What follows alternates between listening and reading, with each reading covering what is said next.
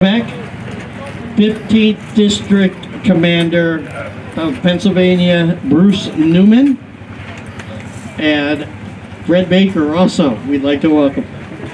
Central Section Adjutant. Wow, that was a mouthful. At this time, we'd like to have an opening prayer. Well, first of all, I also want to say thank you to Keystone Confections for providing the snacks over there today, and the ladies, the Blue Star Moms. Thank you very, very much, ladies. We appreciate it.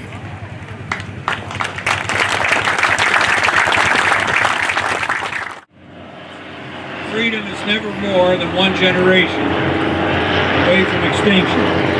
We didn't pass it on to our children in the bloodstream. It must be fought for, protected, and handed to them to do the same.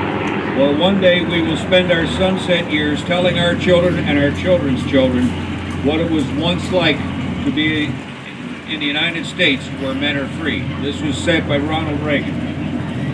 Your veteran service organizations are comprised of people who understand the meaning of those words. I am a member of no less than 5 of those organizations: the American Legion, the VFW, AMVETS, Military Order of the Purple Heart, and the Vietnam Veterans Incorporated. But my expertise is in the area mostly with the American Legion. Veterans have served their country and many continue to serve in their communities. The 4 pillars of the American Legion are Americanism, Children and Youth, National Defense, and Veterans Administration and Rehabilitation. We have such programs as Legion Baseball, which has provided many major league players, Keystone Boys State and Girls State, and Boys Nation, programs that encourages democracy in high school juniors and is a highly prized resume builder, scholarship programs such as oratorical, essays, Samsung, and many, many more. Once a year, our national commander testifies before Congress, not only to give information of what we do, but also to encourage them to do more for our communities in general and veterans in particular. We are proud of our involvement in the creation of the Veterans Administration and in creating the first GI Bill, which gave our returning World War II veterans the ability to provide a better America. These are but a few of the contributions your veterans and the service organizations provide. Yes, it is right that veterans should be honored for their military service, and it is just as important that they have contributed in the service afterwards in their communities. God bless our veterans, and God bless America. Thank you.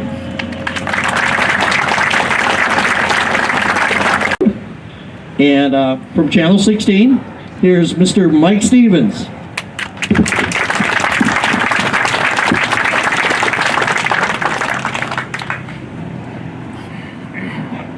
Everybody hear me out there? You got a good sound? Great. Good afternoon, ladies and gentlemen. First, let me say what a privilege it is to be here talking to you. This is Veterans Day at the fair, and I am most happy to be part of it. I write any number of stories and essays about many different topics, for that is my line of work, what I have done the large part of my working life. But each time I'm called on to do something of this nature, as I have for today, it becomes a bit more difficult to do my work. The reason is quite simple. I am required by my project to look back and think deeply about war and what it meant to go off to fight in one, what it meant to those back here to lose someone in a war. And though I can't claim to be a veteran myself, I have known many and learned a thing or two from each of them, as is often the case. Most were reluctant to talk about where they were, what they did, and what they think about today. I had uncles who were in World War II, and one in particular came to mind as I sat to write this. He has passed on now, as have all his brothers and sisters, and I am sad to say he held his silence, so I know little about his war exploits. When I had reached the age of wanting to learn about history, about the past, I thought how lucky I was to have someone who had actually lived it, and in my very own family to boot. I went right to the source with the idea of chatting him up, but it was to no avail. Oh, he'd talk about going, about the food, about one or two of the guys he served with, but that was about it. My interviewing techniques improved over the years, but never could I make them work on him. He simply refused to talk about what he did during the war. It took a while, but I think I understand why. War is hell. William Tecumseh Sherman said that nearly 140 years ago, and he was right. It is that for the men and women deployed, those who train for deployment, and those who wave goodbye to them, hoping, praying that they will return safely to live out the rest of their lives. My uncle did not want to relive much of his time over there, at least not the parts on the front, for in truth, you can't just relive parts of it. When you cry out that first moment of war, the rest flows out with it, and the picture is seldom pretty. We send our youngest off to war, always has been, and likely will remain so. Our young are quick, sharp, agile, and so make for very good members of the military, the best we have. When they go to war, we can count on them to do the job. Unfortunately, when these young men and women leave their homes, they are sometimes killed in action. War is hell, remember. Others are badly wounded, limiting their young lives, though quite often not their spirit.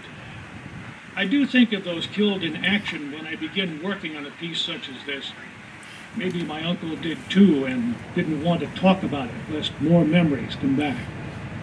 What might those men and women have become had they returned to home and hearth, to families waiting to greet them? What might have happened had they gone on to live their lives as you and I are privileged to do? What might have happened? No doubt I think so many would have gone on to marry, to have kids, to in turn watch their children move on to living their lives. That is the American dream, is it not? Still others might have become doctors, scientists, researchers in fields as varied as their interests. Perhaps a cure for cancer died in our most recent war. Maybe Korea claimed someone who would have discovered that diabetes was not incurable after all. In the panties of Vietnam, there may have passed a man or woman who might have brought on world peace. We, of course, will never know. They all died in places whose names we can hardly pronounce, as victims of war. Meanwhile, back home, during all the years of turmoil that have been created by war, parents, wives, husbands, and children, sisters and brothers awaited the return of a loved one.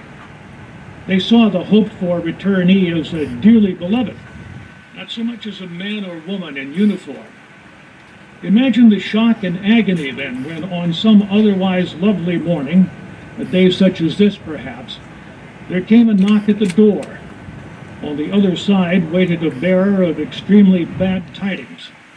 Then the fear and apprehension of those inside went away, only to be replaced by a sorrow and pain so deep that we who have not gone through it can only imagine.